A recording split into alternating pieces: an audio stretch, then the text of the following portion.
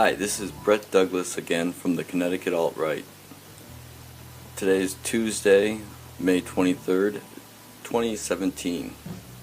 In the last video, I promised a video coming up on strawmen in your birth certificate. I'm going to postpone that video.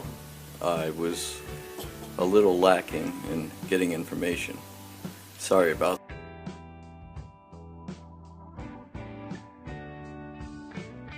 that, but I'll get back to that.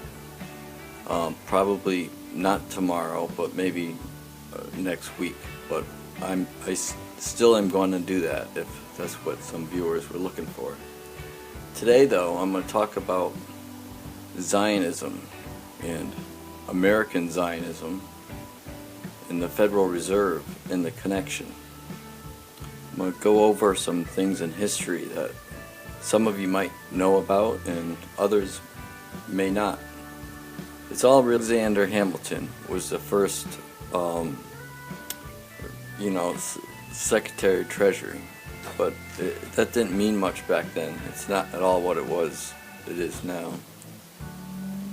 He, in my opinion, was a bad idea. Not necessarily so much he was a bad person, it's just his ideas were pretty bad. I really want to start at in 1948. That's quite a few years later.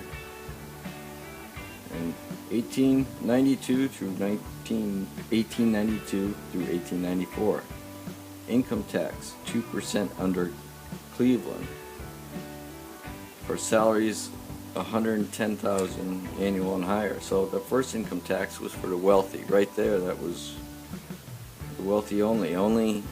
That's a little bit communist if you think about it. 1897, June 4th, Theodore Herzl, first column he wrote. 1897 writes The Jewish State. That's a big one. 1897, First Zionist Congress, August 29 in Switzerland. Okay. I will start at 1872. I'm going to skip from George Washington and Alexander Hamilton. Okay, 1872, the Civil War income tax expires. That's basically how it ended. But now, I'm going to say, in 1878, now, this is totally off subject, but it will make sense as I go further down. Blackstone writes the book Jesus is Coming. Now, 1891, Blackstone Memorial Petition for Palestine for the Jews, 1891. And remember, Israel created in 1948. That's quite a few years later. And 1892 through 1894, income tax 2% under Cleveland for salaries 110,000 annual and higher. So the first income tax was for the wealthy. Right there, that was the wealthy only. B'nai B'rith destroyed him publicly and made it look like he was, some evil traitor when he was a great man, a pacifist. 1917, April 6th, America enters World War I. 1917, November 2nd, the Balfour Declaration signed. Permission for Jews to make settlements in Palestine. 11th, World War I ends. Now, this is when it all starts over again. Too greedy. 1919, Treaty of Versailles. Germany said to pay fine of 3 times the value of all Germany's assets. So I think from this bit of information, so to the Treaty of Versailles, and I know many of my viewers probably know what happened after the Treaty of Versailles is the reason for World War II.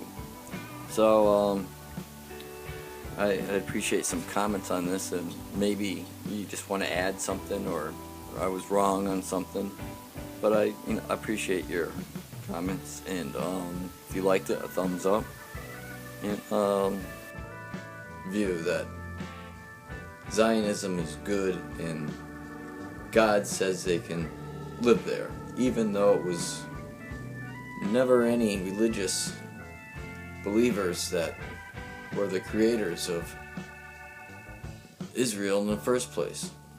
They believed the Bible was history, but that's just one area right there.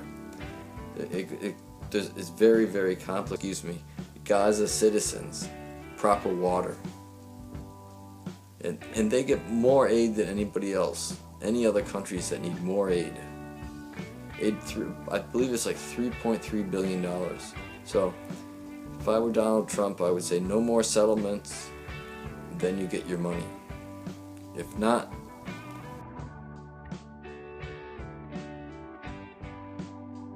when they say settlements, I mean they're stealing land.